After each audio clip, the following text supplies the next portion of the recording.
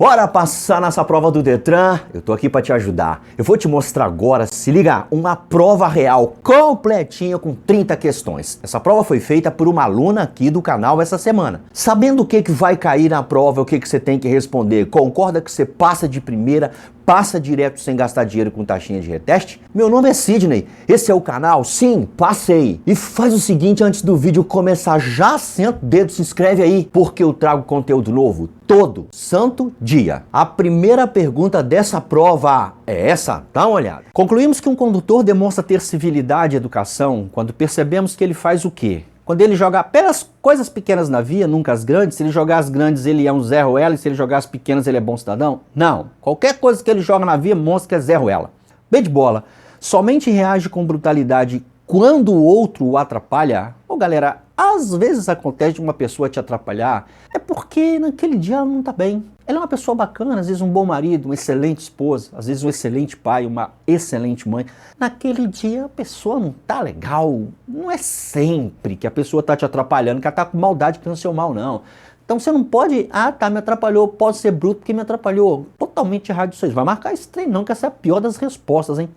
Letra C. Quando uma pessoa para em vagas especiais, se puder permanecer dentro do veículo, então pode? Não. Se a vaga é reservada para idoso ou uma pessoa portadora de deficiência, aquilo ali é para idoso e pessoa portadora de deficiência. Não interessa se você vai ficar dentro do carro ou não vai. Se você não é aquela pessoa para qual a vaga é destinada, não pode parar ali não. Putz, grilo. D de dado.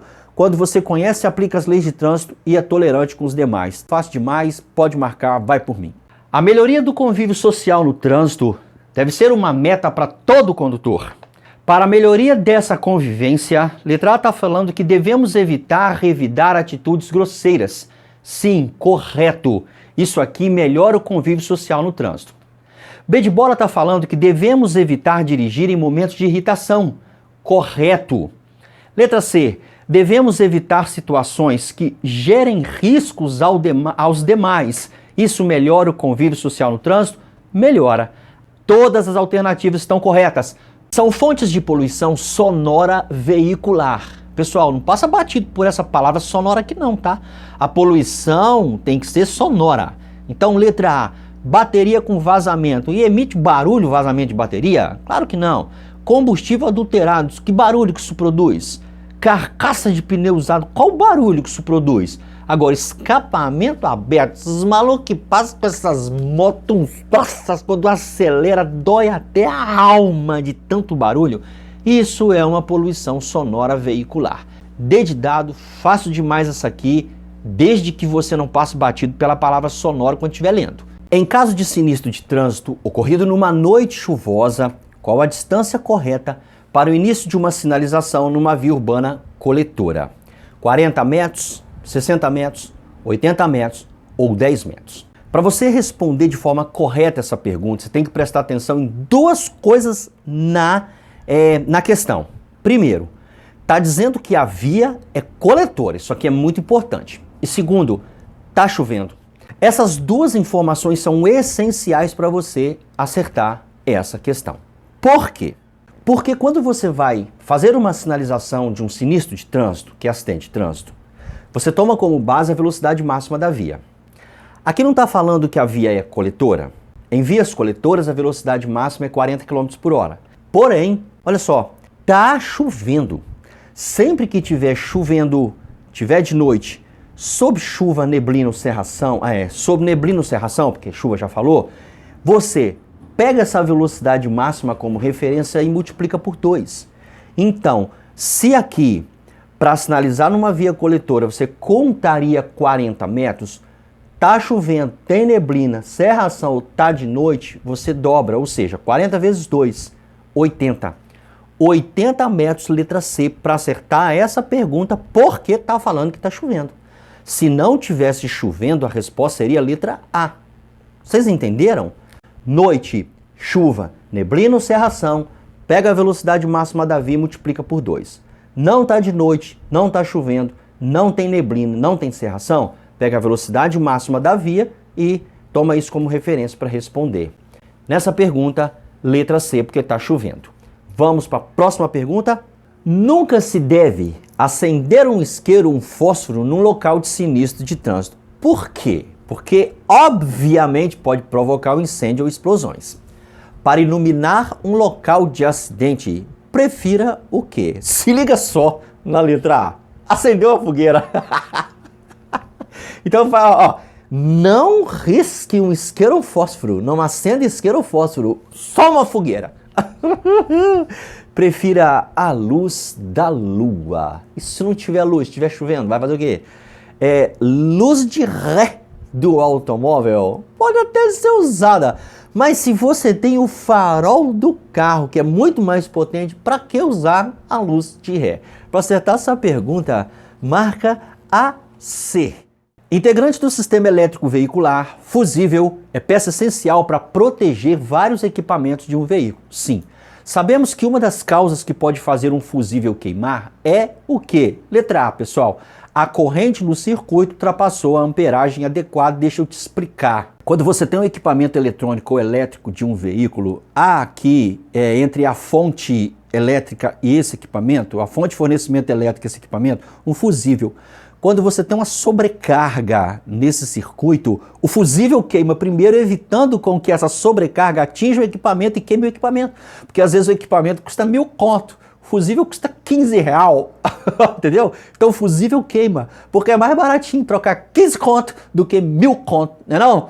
Então é letra A. Fácil demais essa aí. Fraturas de osso podem ser do tipo simples ou complicado, tipo 1 e tipo 2, tipo grave ou gravíssima, ou exposta ou fechada. Essa aqui todo mundo acerta, galera.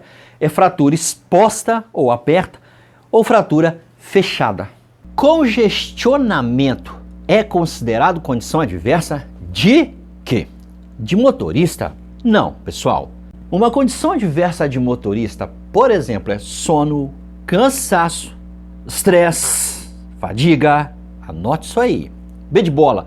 É uma condição adversa de tempo? Não. Condição adversa de tempo seria chuva, granizo, neblina, cerração. Anote isso aí. Letra C. É uma condição adversa de via? Não. Condição adversa de via seria falta de sinalização, areia na pista, muita curva, buraco. Anote isso aí. Congestionamento é considerado condição adversa de trânsito. E anota mais uma coisa, já que você anotou as outras 3. Existem 8 condições adversas, tá? Depois você dá uma olhada no seu livrinho quais são, porque cai em quase todas as provas. Rapidinho, caso você esteja com dificuldade para passar ou tá com medo da prova que está chegando, fica com medo não. Se você quiser, eu tenho como te ajudar. Eu tenho um material que está aprovando mais de 90% das pessoas. Meu material só tem as questões que caem em provas, já corrigidas, explicadas com dicas e macetes. Tem resumos do conteúdo para você não ficar aprendendo blá blá blá. Você só aprende o que cai nas provas com o meu material. Caso você queira realmente passar, entre em contato comigo. Meu telefone está aqui na tela. Me chama lá no Zap, vamos trocar uma ideia, te explico tudo sobre o meu material. Você vai comprar e vai passar. Com o meu material você aprende, comigo você passa, tá joia? Com vistas à segurança de todos, ao trafegar nas vias, devemos manter distância segura dos demais veículos que nos precedem. Em direção defensiva, essa distância é conhecida como... B de bola está dizendo que o nome dessa distância é distância de frenagem. Não, não é. Distância de frenagem é aquela distância percorrida após os freios serem acionados. Anota isso, que isso cai em muita raça de prova. Qual o nome da distância percorrida pelo veículo após os freios serem acionados? Resposta: distância de frenagem. Então, não marca B de bola. Letra C. O nome da distância citada na pergunta é distância de parada? Não, não é. É distância de manutenção? Não, nem existe essa distância de manutenção em direção defensiva. Para acertar essa pergunta, você vai marcar a letra A. O nome da distância que o veículo de trás deve manter do veículo da frente, distância de seguimento. E tem um macetinho para você memorizar o nome dessa distância aí. E é um macetinho exclusivo aqui do canal, tá? Se você ouvir isso ou ver isso em outro canal, vai lá no comentário do canal do Infeliz, bota assim, ó. Já vi isso no canal, sim, passei, hein? Se ver em outro lugar, é cópia. Manter a posição correta ao conduzir um veículo é fator essencial para uma condução segura. No que diz respeito a isso, estão entre os cuidados que devem ser tomados pelo condutor que pratica direção defensiva. Letra D está dizendo que um desses cuidados é estar confortável, com acesso a todos os manetes essenciais e com os retrovisores posicionados de forma que o condutor não tenha que ficar virando muito cabeção para ver os obstáculos? Sim. Outro cuidado, braços e pernas devem estar ligeiramente dobrados? Sim.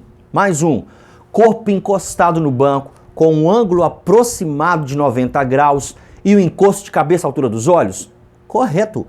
Então, todas as afirmativas são verdadeiras. Para acertar essa pergunta, a letra A, fácil demais, não tem como errar, a não ser que você esteja afim, vamos para a próxima. Observe as sinalizações apresentadas abaixo e aponte quais possuem caráter imperativo, ou seja, que dá ordens que tem que obedecer, educativo, ou seja, que fala o que você tem que fazer, e de alerta, mostrando os perigos na via.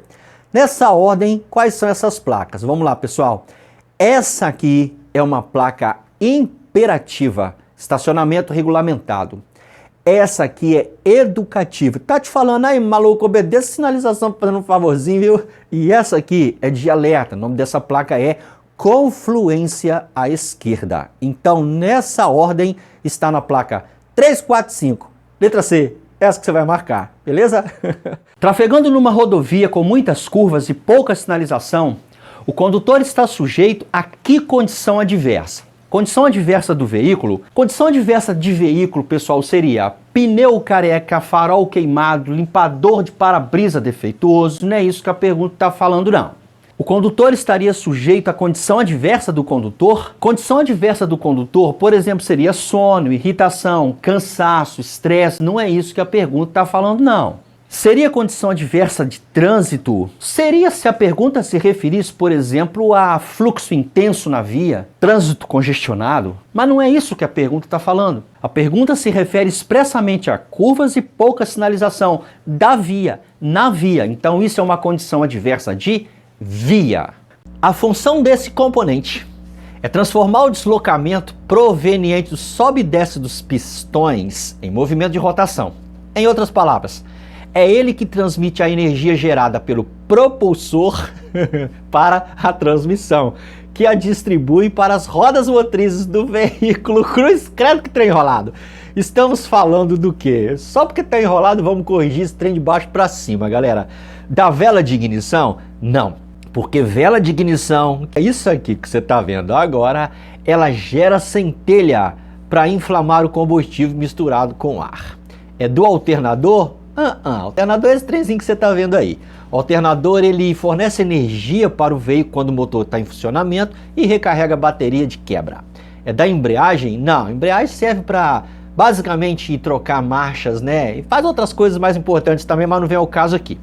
A função desse componente aqui, galera, transformar deslocamento proveniente, blá, blá, blá, é do virabrequim ou árvore de manivelas. É esse maluco aqui que, em outras palavras, transmite a energia gerada do motor para as rodas. Eu tô rindo porque mecânica básica é do cão.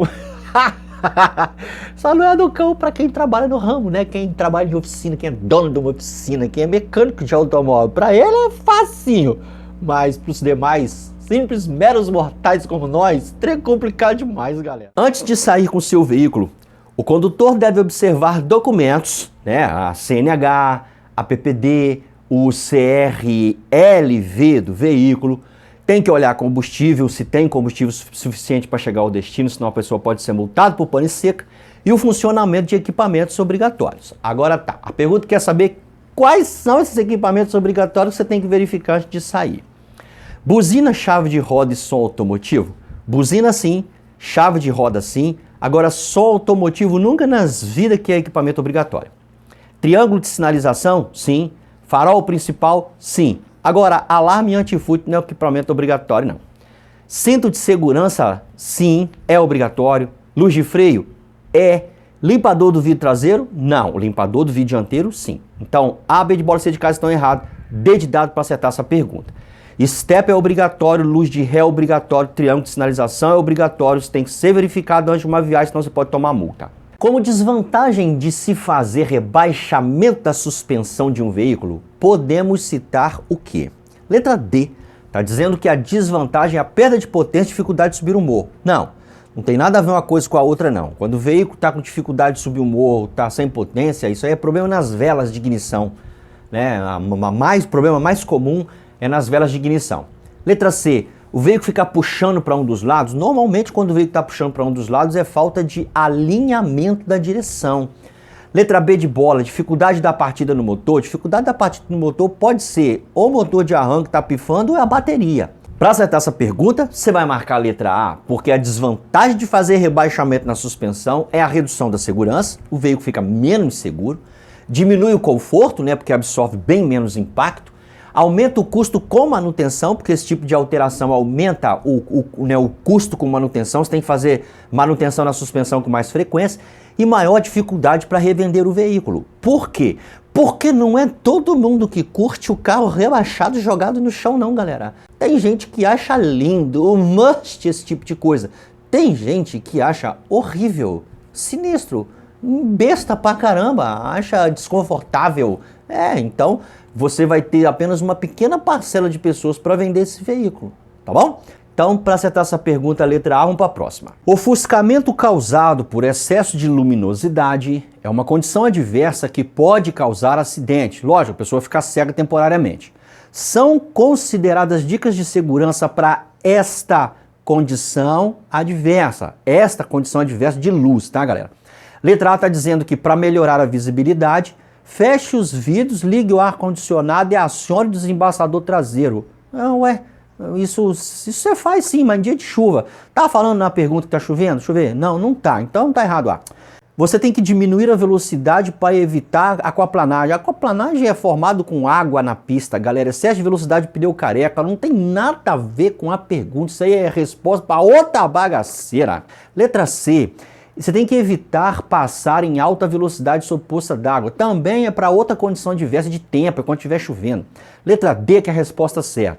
Você tem que evitar viajar à noite para não tomar farol alto no zóio e mudar o retrovisor interno para posição escura. Então, dedicado, tá certinho, pode marcar. Sinalização horizontal está representada pela figura de que opção? Não é a da letra A, pessoal, porque isso aqui é uma sinalização vertical de regulamentação. Não é a da letra B, porque isso aqui é uma sinalização vertical de serviços auxiliares. Não é a da letra C, porque isso aqui é uma sinalização vertical de advertência. Sinalização horizontal são pinturas na pista de rolamento. A única pintura na pista de rolamento está na figura da letra D de dado. Uma condutora, após renovar sua habilitação, percebeu que a mesma tem validade de 5 anos para os exames médicos realizados. Partindo disso, deduzimos então que essa condutora tem letra A, menos de 50 anos, letra B, 72 anos, letra C, 66 e letra D, 27. Deixa eu fazer uma breve explicação que, entendendo a minha explicação, você detona qualquer pergunta referente a isso, porque tem umas 500 perguntas diferentes que o Detran faz com relação à validade da CNH. Olha só, se você tem entre 18 e 49 anos, a validade da sua habilitação provavelmente vai vir com 10 anos. Quando você completa 50 e vai até 69 aninhos de idade, a validade da sua habilitação provavelmente vai vir com 5 anos. Quando você faz 70, daí para frente, a validade provavelmente vai vir com 3 anos. Você entendeu? 10, 5 e 3. A pergunta está falando que a carteira da senhorita aí veio com 5 anos, então ela está entre 50 e 69. A única que fala aí que ela tem entre 50 e 69 é a letra C, ó. 66 anos de idade, ela tem 66 anos de idade. Por isso que a carteira dela veio com 5 anos. Dilce Márcio, habilitado na categoria A, B, ou seja, carro e moto, e proprietário de uma motocicleta, emprestou seu veículo para o seu filho, que por possuir apenas categoria B de bola em sua habilitação, foi pela segunda vez em 10 dias flagrado conduzindo o veículo em via pública com habilitação de categoria diferente. Podemos afirmar então o quê? Pessoal, antes de eu ler as opções de resposta, prestem bastante atenção nessa informação aqui, ó. pela segunda vez em 10 dias. Não passa embatido por essa informação aqui não, pela segunda vez em 10 dias, porque isso aqui é muito importante para você encontrar a resposta certa. Agora vamos ler as opções de resposta.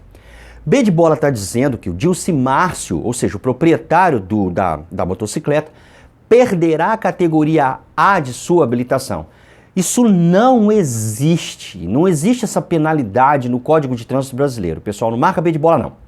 Letra C de casa está dizendo que Dilci Márcio receberá multa apenas na categoria A da habilitação. Pessoal, isso aqui não existe no Código de Trânsito Brasileiro. Não tem esse tipo de penalidade. É multa apenas numa categoria. Não existe. D de dado é ridículo. Ele está falando que todas as afirmativas estão corretas, sendo que B de bola e C de casa estão erradas. Então, para acertar essa pergunta, você vai marcar a letra A. Dilci Márcio poderá ter a sua habilitação cassada, pois foi reincidente no cometimento dessa infração. Deixa eu te explicar o que isso quer dizer para você entender. Quando uma pessoa é proprietário de um veículo e vai emprestar esse veículo para um terceiro, ele tem a obrigação de se certificar se essa terceira pessoa que ele está emprestando o veículo tem habilitação, se a habilitação está em dia e se é compatível com o veículo que a pessoa empresta. Caso ela não faça isso, como neste caso, emprestou uma moto para uma pessoa que só tem categoria B de bola que serve para carro. Essa pessoa foi flagrada. Presta atenção, ela foi flagrada e 10 dias depois foi flagrada de novo. A reincidência dessa infração, ou seja, repetir a infração de emprestar um veículo para uma pessoa de categoria diferente, gera cassação da CNH do proprietário. Por isso que a letra A é que está certa. Ó, o Dilci Márcio, que é o proprietário, vai ter, poderá, porque tem todo um processo, ele pode entrar com defesa, recurso, talvez ganhe, mas está dizendo poderá por isso. Ele vai ter a habilitação dele cassada, porque ele foi reincidente no cometimento dessa infração. E como que eu sei que ele foi reincidente?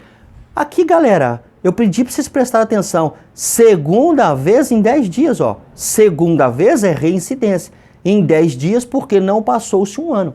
Quando uma pessoa comete uma infração, passa um ano, aí quando ela comete de novo, considera a primeira. Agora, no período de 12 meses, considera a reincidência. Vocês entenderam? Caso ficou confuso, volte essa pergunta, assista de novo 2, 3, 4, 5, 6 vezes, porque está caindo demais em todas as provas essa pergunta. Complete a frase.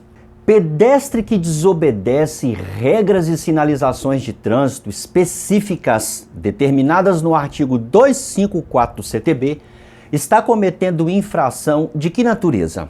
E ele estará sujeito, por isso, a que penalidade? E essa penalidade tem um valor a pagar de quanto? Para acertar essa pergunta, você tem que entender que são 6 as condutas que podem gerar punições aos pedestres ou para os pedestres, porque são consideradas infrações de trânsito. Anota aí nos seus crânios quais são. Permanecer ou andar nas pistas de rolamento, exceto para cruzá-las onde for permitido. Cruzar pistas de rolamento nos viadutos, nas pontes, nos túneis, salvo onde exista permissão. Atravessar a via dentro das áreas de cruzamento, pode não, salvo quando houver sinalização para esse fim. Outra coisa que não pode, utilizar-se da via em agrupamentos capazes de perturbar o trânsito ou para a prática de qualquer folguedo, esporte, desfiles e similares, salvo em casos especiais e com a devida licença da autoridade competente. Mas uma coisa que não pode, andar fora da faixa própria, passarela, passagem aérea ou subterrânea. E por último, desobedecer a sinalização de trânsito específica.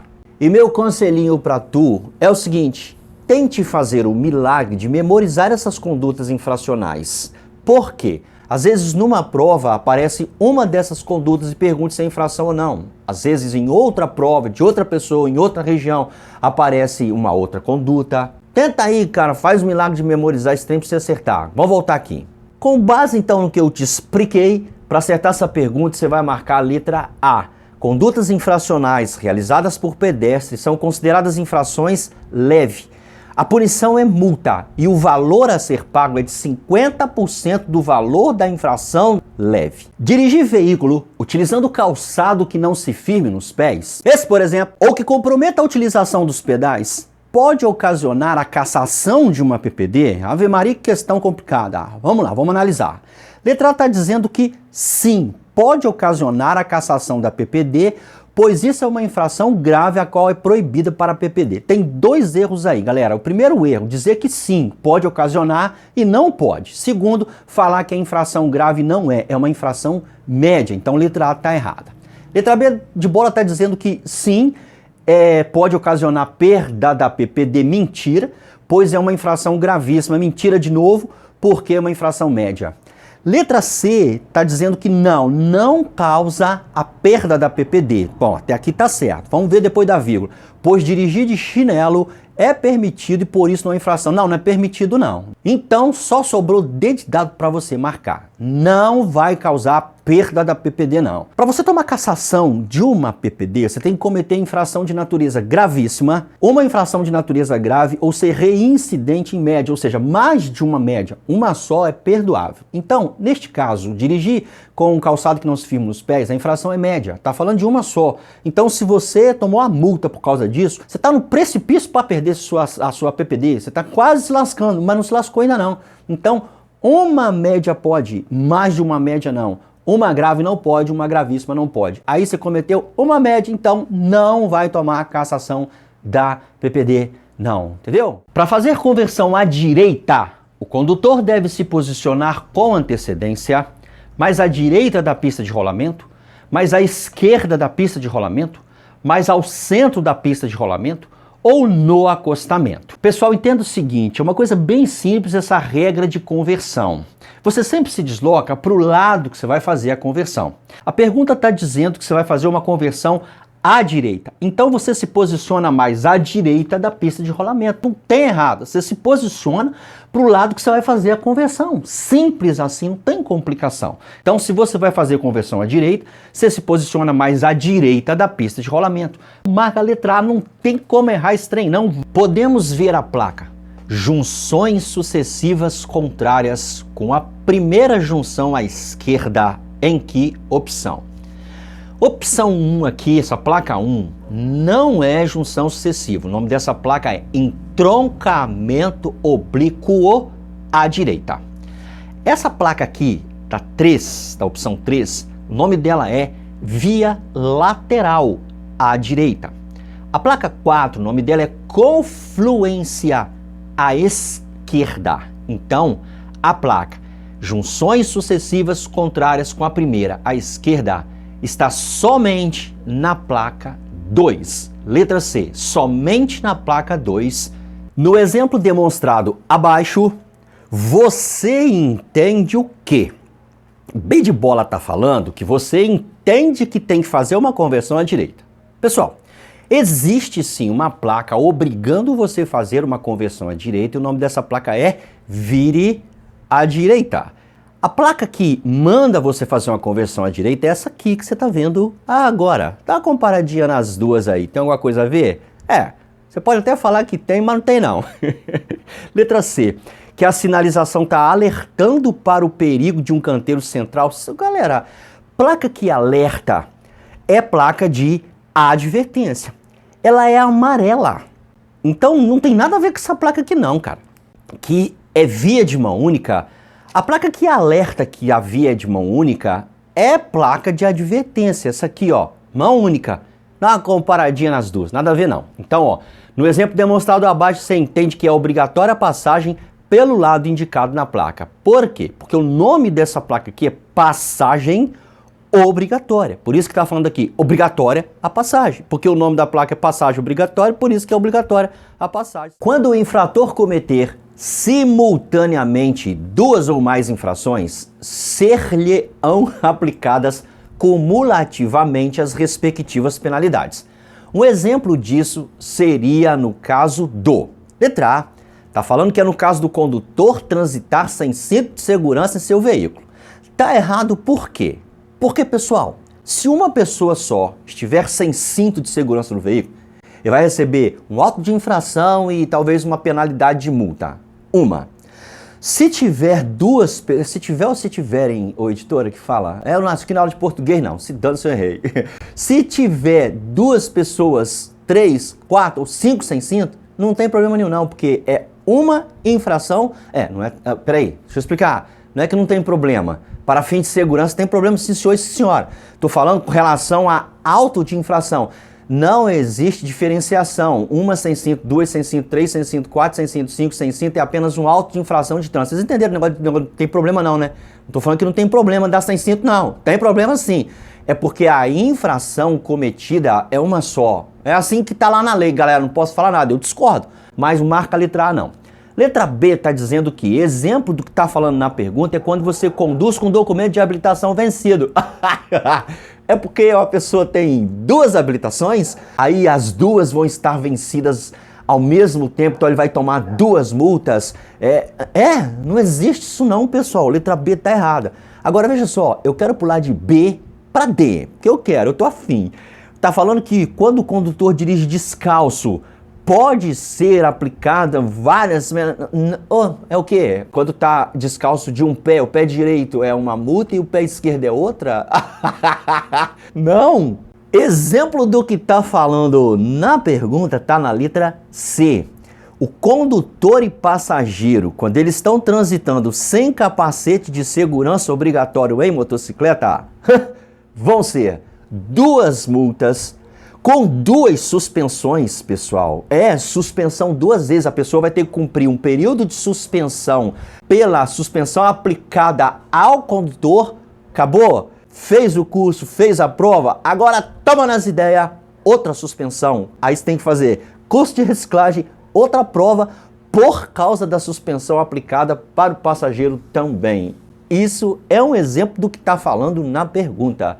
É embolado esse trem aí? Então deixa eu te dar um conselho. Volta essa parte do vídeo, assista uns 4 ou 50 vezes, não importa, até fixar isso aí nos seus crânios. Exemplo de infrator que comete simultaneamente duas ou mais infrações e recebe cumulativamente duas ou mais penalidades. Letra C. Condutor e passageiro transitando sem capacete de segurança em motocicleta. Vamos para a próxima pergunta, porque essa aí esquentou meu cérebro. Lucinilha Miss, que não é habilitada, foi flagrada conduzindo o veículo de sua mãe e manuseando o aparelho celular. No momento da abordagem, constatou-se ainda que ela e mais 2 ocupantes do veículo estavam sem cinto de segurança. Nesse caso, o agente de trânsito poderá lavrar quantos autos de infração de trânsito ou quantos AITs? 6, 5, 3 ou 4? Então vamos lá analisar essa pergunta complicada que faz 100% dos candidatos errarem, inclusive quem me mandou essa prova. Olha só, essa senhorita aí, ela não tem habilitação e está conduzindo. Ela está cometendo uma infração de trânsito, será gerado um auto de infração por conduzir sem habilitação. A mãe dela emprestou o veículo para ela, então está cometendo uma outra infração, segundo auto de infração de trânsito, certo? No momento da abordagem, constatou-se que 2 pessoas estavam sem cinto, mas nesse caso é uma infração só, mesmo que tivesse 5 pessoas no veículo sem cinto. Memoriza que é uma infração, fica ligado esse negócio de raiz de enquadramento não. Então vamos lá, sem habilitação, a mãe emprestou, eu cinto de segurança, beleza? 3. Só que ela estava falando ao celular também, 4 autos de infração, letra D de dado. Concorda que essa questão é sinistra, é nojenta e por causa disso 100% dos candidatos erram? Mas você não vai errar não, porque você está assistindo o vídeo aqui no canal Sim Passei. Emprestar veículo automotor a pessoa não habilitada é uma infração leve, média, grave com multa ou gravíssima? Você ainda tá com aquele papel, aquela caneta aí? Então anota mais um macetinho que eu vou te dar. Todas as vezes que a pergunta se referir a CNH, em 99% dos casos a resposta será infração de natureza gravíssima. Quando falar de CNH e perguntar a natureza da infração, óbvio. O único caso que isso não se aplica é quando você tem a CNH, tá toda certinha, mas você não está portando ela no momento de uma abordagem. Aí nesse caso a infração é de natureza leve. Todas as outras situações será infração de natureza gravíssima. Então, olhando para a pergunta, você detecta que aqui não está se referindo à pessoa que tem a CNH e não está portando no momento de abordagem. Está falando que alguém emprestou o veículo a quem não tem CNH, não tem habilitação, não tem PPD. Então, isso é uma infração de natureza gravíssima, letra D de dado, pode marcar. Caso o proprietário ou o condutor não esteja presente no momento da remoção de um veículo, a autoridade de trânsito deve emitir notificação sobre as providências necessárias à sua restituição, ou seja, como que a pessoa faz para pegar o veículo de volta. No prazo de 30 dias úteis, letra A, não é esse prazo aí não. 60 dias corridos, não é 60 dias corridos não. 90 dias a partir da expedição da... Pô, essa aqui é a pior das respostas, galera. Falou na pergunta aqui, quanto tempo tem para emitir? Aqui tá falando que é 90 dias a partir da emissão. É um troço que não faz sentido nenhum. Letra D de dado para acertar a pergunta 2. A autoridade de trânsito tem 10 dias contados da data da remoção para informar o proprietário do veículo que ele tem que fazer para pegar o veículo de volta. De acordo com o anexo 1, são considerados veículos de grande porte. Letra A está falando que veículos de grande porte são os caminhões. Não, pessoal. Caminhão é um veículo com peso bruto total acima de 3,5 toneladas. O que isso significa? Significa que se ele tiver 3.501 quilos, 502, 3.600, 4.000 quilos, 5.000 quilos, 6.000 quilos, ele é considerado caminhão, mas não é considerado veículo de grande porte. Daqui a pouco eu te explico o que é veículo de grande porte, mas a letra A, a resposta A, a opção A de resposta, está errado, marca não. São os veículos de carga. Pessoal, uma Fiorino, uma Pampa, é veículo de carga e ele tem menos, esses veículos têm menos de 3,5 toneladas. Eles nem são considerados caminhões, quanto mais de grande porte. São os micro-ônibus. Não, pessoal, micro-ônibus são veículos de transporte de passageiros com a quantidade de passageiros até 20. Então, com até 20 passageiros é micro-ônibus. Então, ele não é considerado de grande porte, não. Presta atenção. Você faz o seguinte, na moralzinha, na confiança, marca a letra D de dado. São os veículos automotores destinados ao transporte de carga com peso bruto total máximo superior a 10 toneladas. 10.000 quilos. Viu por que caminhão não se enquadra em veículo de grande porte? Porque tem que ultrapassar 10 toneladas. Caminhão ultrapassa 3.500, mas não quer dizer que ultrapassa 10, certo?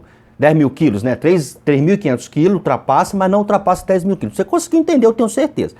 E de passageiro superior a 20, porque até 20 é micro-ônibus. Acima de 20 é considerado ônibus, aí se enquadra como veículo de grande porte. Grande porte são veículos com peso bruto total acima de 10 toneladas e acima de 20 passageiros. Senhor Mário emprestou seu veículo a seu amigo, o qual é devidamente habilitado. Ao ser abordado por um agente da autoridade de trânsito, constatou-se que o amigo de Senhor Mário estava conduzindo com o braço quebrado. Essa conduta, segundo o CTB, é considerada o quê? Letra A. Está dizendo que essa conduta é normal, sem consequências, pois o condutor é devidamente habilitado? Não marca letra A não, que você vai se lenhar. Letra B diz que a infração é grave, de responsabilidade do condutor. Tem 2 errinhos básicos aqui, pessoal. Primeiro, falar que a infração é grave, né não. Segundo errinho é falar que a responsabilidade é do condutor. A responsabilidade por essa conduta infracional aqui não é do condutor, não. Daqui a pouco eu te falo a responsabilidade de quem. Letra C está dizendo que essa conduta aqui é uma infração, mas não um crime de trânsito. Bom, que é infração? É. Primeira partezinha tá certa, mas a segunda parte tá errada. Porque, sim, é crime de trânsito. Então, para acertar essa pergunta, faz o seguinte, na moralzinha, marca D de dado. É uma infração gravíssima essa conduta aqui e é de responsabilidade do proprietário do veículo. Detalhe, pode configurar crime de trânsito. E vou falar uma coisinha pra tu sem medo de errar. Eu tenho certeza absoluta que tu quer passar na prova do Detran. Então, o que eu te aconselho? Clicar nesse vídeo aqui. Mas clica agora, nesse exato momento. Porque aqui tem mais uma prova real completinha com 30 questões feito por um aluno ontem. Sabendo o que vai cair, tu passa direto. Acerta todas. Não gasta dinheiro com taxinha de reteste, não. Clica aqui agora.